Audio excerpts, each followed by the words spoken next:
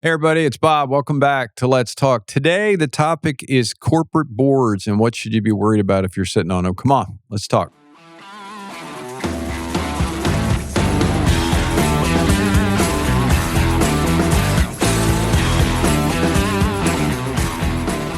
Hey, thanks for coming back, everybody. Hey, Katie, how are you? I'm doing good. How was your morning? Morning's good. Morning's less chaotic than I thought it would be. Oh, wow. That's good.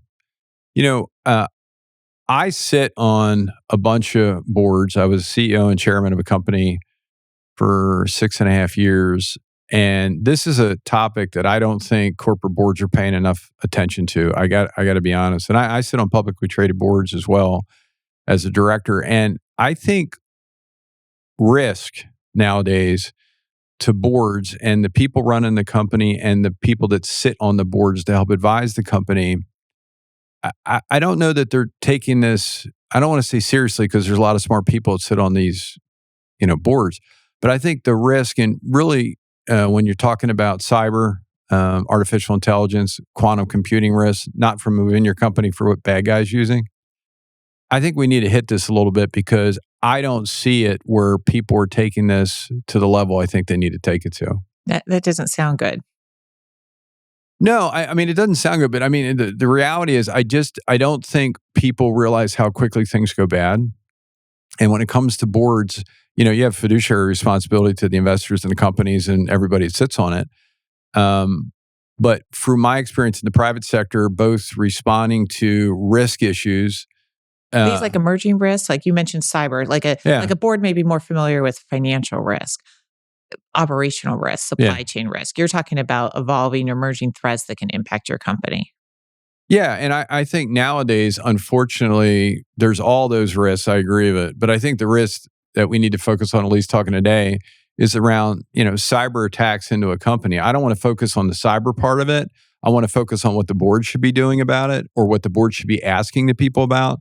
And there's different pieces of this.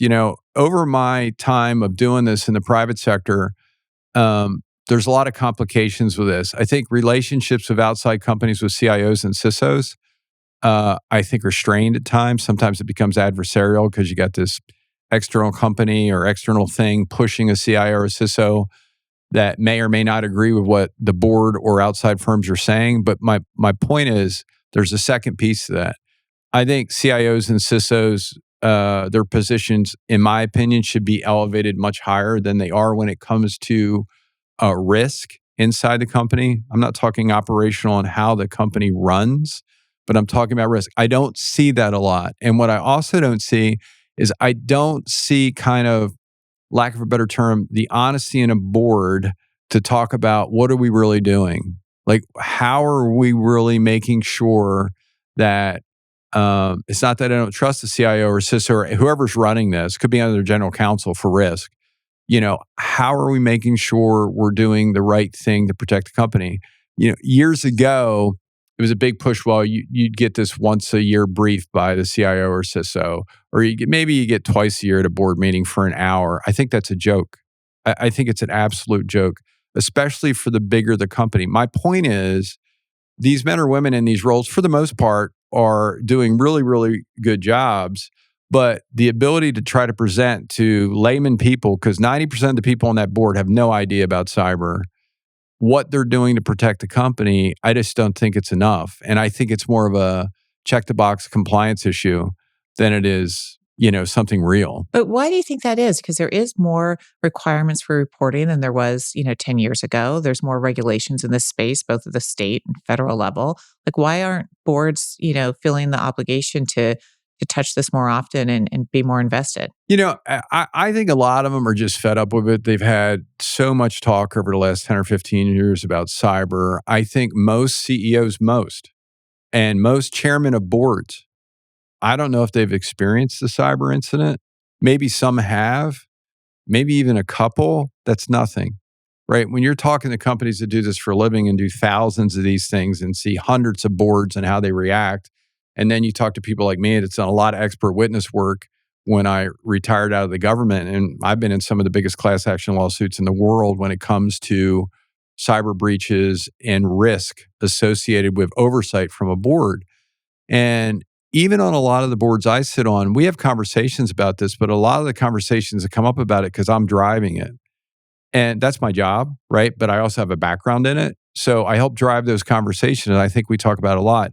The companies and boards that I go into, I think a lot of them are still stuck on if I get a yearly, twice a year, and then some will brag, go, oh no, every quarter I bring in a CIO and CISO. And I go, okay, how long do you allocate? 45 minutes. 45 minutes for what? You're running a $100 billion bank. You're running a $50 billion a year manufacturing plant. You got to be kidding me. You've got offices in 140 countries. You gave the guy or gal 45 minutes. Like, if you look at that, it's almost crazy. But that's how corporations are functioning a lot, not all. And I think for members that sit on a board, I think it's their responsibility to push it. I've been in board meetings before and I don't like it. And I said something to the chairman about it before, like, I don't want any surprises in the board. What? What are you talking about? You want that choreographed? Like, you got to be kidding me. And before I went on publicly traded company boards or private sector advisory boards, if I would have heard that, I would have said, you're lying. I have heard people say that. And I guess my reaction to it is like, what are we really doing? Like, why are we doing it? Like, I don't want to get into a fist fight in the board, but I don't want somebody telling me that before I walk into a board, because what happened, and by the way, I'm sure it's happened to a lot more people than me. I think there should be the ability to discuss these things and center around fiduciary responsibility around risk. Now, too quickly nowadays, that pivots to cyber and it pivots to nation states and it pivots to all this stuff. And what I'm saying is I think you have to back that out a little bit. Yeah, a component of it is cyber. And like you said, there's other components of it that no one ever talks about anymore. But I really believe this is a problem. And I think boards, and if anybody's listening to me out there, I really believe boards need to push this because I don't see it getting any better. And if you look at cyber insurance and a lot of the things that are really depending on companies and boards to be run proficiently and with less risk, why are all the rates going up? The rates are all going up because breaches are happening left and right. And the coverage is getting withdrawn. And the coverage is getting withdrawn. And some insurance companies now don't even pay for, they won't even touch a ransomware attack unless you can prove, you've done everything in the world to lessen that attack. And you can show all that. But I don't want to get off on that. I really just want to be specific about this. I don't think there's enough conversation anymore. Years ago, there was when I first started doing this. Like, it was almost overcompensating for it. But nowadays, I don't think there's enough. I mean, I have been told by CEOs of major companies, you know what? If we get a breach, I'm just cutting everything away and buying new stuff, and I'm not worried about it. Is it just a cost of doing business? Right. If somebody cost of doing business. If somebody wants to sue me. Okay, that's one way. And yeah, you're running a gazillion-dollar company. But for most of these boards, I think they can help protect the company. I also think, again, and I've said this in a lot of speeches around the country, I think CIOs and CISOs for so many years have become fall guys of companies that when a breach happens and lawsuits happens, the first thing they do is they fire the CISO and the CIO and they blame everything on them. And then they hire new people. And then those people stay on an average, I guess, 2.5 years if you look at it, across the country, average term. And it's because they're kind of fall guys. And I've talked to so many CISOs and CIOs across the country over the years. And I've said this, are there some, people that are a little arrogant and don't, yeah, but that's everywhere. But are most of these people just trying to kill it and do a great job? Yes. But I don't think they're elevated to a stature within the company or the board that actually allows them to kind of do what they're supposed to do. I don't want you, right? If I'm a board, I don't want you just going into my laptop and resetting my password, right? And I want you to tell me what you're doing proactively to reduce the risk of the corporation. And I think fiduciary-wise, I know that's my responsibility. But what worries me about this, and I've got a lot of emails on this in the last couple of weeks when we started doing conversations about businesses and leadership and scaling and all that are asking, what do you think a board's responsibility is? What do you think a board should be doing on this? So this isn't my podcast. It's your guys' podcast. You're asking for this. And I think it's not just about reputation. It's not just about revenue loss. It's not just about legal exposure. It's really about, like, as a board, why aren't you having more energetic conversations about how do we proactively fix this? You will see some people go down the rabbit hole of technology. I can't tell you how many companies I've walked into, and because of the nature of the beast, CIOs stay longer than CISOs in organizations. But if you come into an organization and it's the fifth CISO in the last 15 years, I can guarantee you I already know where everything's broke, even if you have the best CISO in the world. Because people have stacked technology, they've bought different pieces of technology, they've stacked infrastructure. Half the stuff you bought you're not using, or don't know how to use don't it. know how to use it. It's legacy, or it's just bits and pieces that you've coupled together because you like this, you like that. And as a board, you don't need to know that much, right? But like, it should alarm you that this company that I'm sitting on a board, we've gone through X number of CISOs, X number of CIOs, X number of management team within that, right? Because it's going to be a big component of your company. And how's that affecting my risk? I'm trying to back it out from cyber because I think a CISO CIO has a better role for a board. I think it has a more elevated role for a board because I think the board should be able to communicate with them more than once a year, more than twice a year, more than once a quarter. Because this thing we call cyber is going to elevate exponentially worse than it's been in the last 10 years because of artificial intelligence and quantum. And it worries me. And I think the questions that were brought up by a bunch of people asking us to do this conversation, I think for me anyway, it revolves around just a couple of key points. I don't think you have to have this formal, uptight meeting once a quarter for 2 days and go to dinners and drinks and all the stuff we do at these board meetings and then choreograph a board. I think it needs to be an open, ongoing, robust conversation that you can actually get, pretty energetic about. And if not given the answers that satisfies you, I think you should be able to ask more questions. And for whatever reason, I don't see this. I pray to God, I'm sure there are others, a bunch of companies out there doing it, but I don't see it. And I think that's the thing that needs to be talked about, quite frankly. But, the level of honesty that the CISO needs and the trust in that operation to come forward and give, straightforward, answers. You don't want to be able to say, oh, we haven't had any attacks. You don't want to hide what's really going on with the company that they can't provide effective oversight. Yeah, I mean, I think that's right. That's one thing. I also think that we got to be realistic. I mean, all this sits on the cost side of the spreadsheet if you're running the company, right? None of this is on the balance sheet as a positive. This is all cost. But I think that's an important point right there. Like, you have to be able to talk about it in business terms. Well, I've said this a lot in talks when I go and talk about, to CISOs and CIOs specifically around their roles or whatever. For so many years, we've pushed for the CEO and board to understand cyber. I think it's a two-way street. And you want to empower yourself as a CIO or a CISO. I'm telling you right now, go get an MBA. You have to make the business case. You're already an expert in cyber. Go get an MBA and walk into a board and throw that out. And just by osmosis, people will sit up. And I think it's a two-way street. And I truly believe the CIO and CISO should be elevated in that role, especially around risk. Not necessarily globally running the company. You know what I'm getting at? The COO, CFO, all that's fine. But I think there needs to be a more elevated role for these guys and gals because it's truly around risk. We're going to immediately gravitate to cyber. We're going to immediately gravitate to technology. I am big into technology can't fix your problems. I've had some pretty heated arguments with CIOs and CISOs around that. And by the way, I don't hold a candle to a lot of these guys and gals when it talks about the actual technology end. It just defaults to there's people involved in this. You can have the best technology in the world. You got people, right? And they all have lives. And in those lives are problems. And those problems sometimes make them click on a button too fast or do something that they wouldn't have done yesterday, that all of a sudden now all the technology in the world doesn't help. And so it comes back to people.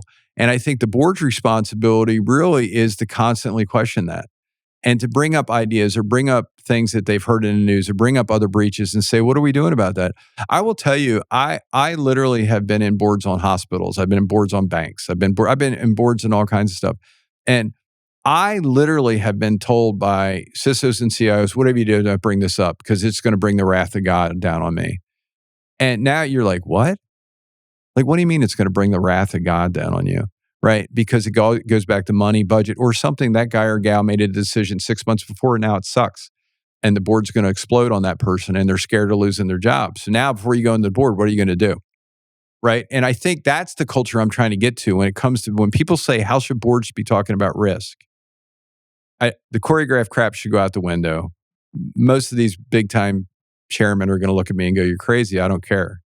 The reality is, I think there needs to be a more transparency about risk. And when we fall into the cyber mold, quite frankly, the ability to talk about it more robustly, because in all these class action lawsuits and all these breaches that I've gone to or I've worked with, that is torn apart within the first 30 days of reviewing all the emails and reviewing everything that's going on. And I also don't think that boards talk about enough, if we do get into a situation, if we're not out in front of this, and we get into a situation where the company gets devastated by a breach, how do we communicate by that? Because I have seen so many boards in the past that emails start flying back and forth between board members, between the executive leadership of the company. And you will hear, I've seen it, you will see emails like, we talked about this last year. I thought we fixed this. I didn't know we didn't fix this, right? And all that's discoverable. And attorneys are going to tear it apart. And they're going to look at it and go, wait a minute, you've identified this issue a year ago. How come none of you guys and gals came out and fixed it? So note to self, don't email and assign blame to everybody. But on the issue of focus, right? Do you think boards are paying enough? I mean, usually when there's an event, there's an immediate reaction. What money do you need? What resources do you need? What technology? We're focused on recovery. But do they keep that focus to make sure that they don't get in that position again? When you say, I demand a new plan, right, that's going to take us to the next level within 60 days, we need to set up, something, does that momentum continue, or do they forget about it and lose interest? I think you raised some key points. One, and I've said this, there's a few things there. So if we unpack that and talked about it, a lot of boards, I think, want to launch these grandiose plans, and that's where they get into trouble. And my point to that is, you're going to give a guy or a gal a big check and say, in 2 years, I want to come back and you make this all fine. It's never going to work. Like, it's so complicated nowadays. I think you need to take this in edible bites, where you go down this as a team, board, leadership, CIO, CISO, of here's where we want to drive the company in the next 5 years. Here's what we're going to do each year. And by the way, go into it knowing that 30% of this isn't going to meet the timeline that it's supposed to. Now you're going to drive to it. But I think my point is, the board needs to be more engaged. It's not just like, here's $1 million, go fix this. Here's $1 billion, go fix this. It's keeping up with it and understanding what is fixed and what, because that changed your risk continuum for cyber. And here's what everybody's going to say, because there's a company I sit on right now in a publicly traded board. I bet you I've had 30 meetings this year, board meetings, not formal, the board meeting every quarter, but meetings outside of that. That's just one company. So I get, trust me, the people that sit on boards are going to say, you're out of your mind, Bob. Like, I got enough work. I sit on the audit committee. I sit on, the hiring committee. I sit on all these different financial. There's a lot of preparation just to go. Oh my God. those, like, yeah. if you haven't done, especially publicly traded boards, because this is all set by the SEC and you got a lot of stuff to do. It's much more informal in a lot of the advisory boards. But my point is, a lot of people are going to say to me, forget it. I got a day job. There's no way I'm doing this. Then get off the board. But nobody wants to do that, right? Because they're either getting stock or money or whatever they're going to get for sitting on it. And see, I'm calling a spade a spade. My point is, yeah, I've done all that too. But I think the reality is you got to take this in bite-sized pieces. The board's got to be part of that. Not micromanagement. That's the executive team. That's their job. You don't do that, that's on you. But the reality is, I think that the board has to be more engaged in what is the plan to reduce risk. I don't see it, and it's going to bite a lot of people. And the second thing that comes to that when we talk about this is you need to probe and ask questions, right? Why are we so heavy? You don't need to know a damn thing about this other than, why are we so heavy on technology? But over on this side of the P&L, I don't see anything when it comes to outside vendors or whoever coming in and spot, different than an audit, right? You get audited every year. Every company I'm involved, they're getting audited all the time, right? That's part of business. So why aren't we having this? Why aren't we having that? Why aren't that? And wait and see what they say. And then you should never have a CIO or CISO that acts like the way that one did to me, saying, whatever you do, don't say that in the board. You're going to bury me. That's a bad relationship. And by the way, I could probably tell you without even looking at a thing how bad their program is. Do you see what I'm saying? And so I think that's one of the big key points. I mean, people bring it up. I don't think we can drone on about it forever, but I think the reality is, I think there needs to be more vigorous conversation about risk. Yeah, it'll gravitate to cyber. Yeah, don't just focus on cyber. There's a whole bunch of other risks, financial and a bunch of other stuff. Business interruption. I can go on and on and on. And depending where you are in the country, depending on the weather, it could be even bigger than that, right? Because you've got to look at your company and the people in its safety. But I think the big thing for boards, which I would highly advocate, and if you're running a board or chairman of a board or director on a board, I would bring this up. I wouldn't necessarily bring it up the first day in a board meeting. I would bring it up in all the dinners and lunches and drinks and everything else you guys have before you go and actually have a board meeting. But I think you have to try to cultivate the culture to be more open and transparent. So you did mention, anticipating future risk, and you talked about AI and quantum, and that's here today. It's being adopted in manufacturing and healthcare. There's, I think we'll talk about that as a podcast on its own. But how should board members look at, in addition to cyber, but how that's going to evolve and what other risks may be coming in the future? I think you got to look out in front of the train, right? Look out in front of the car too. When you drive a car, you don't look at the bumper of the car in front of you. You're going to run right into it. And I don't think people do that enough in business because honestly, and I know we're going to have a lot more conversations about this in episodes to come, AI and quantum computing is going to run over companies. And I don't mean, yeah, you're going to be using this for all this really good stuff, but the bad guys are going to be using it for all the bad stuff. And here's the thing with bad guys, and people don't get this till I put it in this context. I was a chairman and CEO of a company. There's a way of doing things, and not all the time is it fast, right? You're going to have, I want to change and go this way. Then I got to talk to my leadership team. Then I'm going to present it to the board. I might even present it to the investors, right? Might have it at a quarterly, some may not, right? And then we're going to go back and forth. Here's what a bad guy does. Launches an attack at you. It doesn't work. He reconfigures it and he launches it. He doesn't go to a board. He doesn't ask anybody. He doesn't have a constitution or rules, right? And when you compound that with AI and quantum, and it is coming like a train running down the track. The scale and frequency by which that's occurring. It's going to blow some of these companies away. And part of why I'm bringing this up off of what people ask, and I quantitate it over risk. Because with that AI, quantum, and everything else, there's going to be physical risks. There's going to be all kinds of risks that come out of this. Deep fake videos. I can go on and on and on. Boards need to get off of sitting back and just showing up and having the drinks and doing whatever. And they need to be pushing forward on how do we talk about this, guys? Because it's coming, right? And I just don't asking more questions. Yeah. Well, no, just not. Questions are fine, but you've got to be more leaning in. Right? Or you're going to get sued. I mean, I'm just telling you, this is coming no different than 10 or 15 years ago when cyber was big. All of a sudden, people were using the dark web, and we can go off on a whole tangent on that. But that was all big and new, the dark web. And there's people that broker stuff and, they launch transfer. I can go buy malware. I can hire a guy to hack you. Yeah, big whoops. Nowadays, it's AI. And again, when real AI gets out there, not the stuff that you and I are using on different programs that these people are offering, but real AI, AI that's sitting in one of our labs someplace, when bad guys get a hold of that, this is going to come at you. And if you're sitting on a board or if you're an executive under a board, I think you got to have these conversations now. And I just don't think that they need to be as delicate. And in my opinion, going back to everybody asking, I just think that's the answer. Because in the ones I sit on, the ones that I'm involved in, it's usually me driving the issue.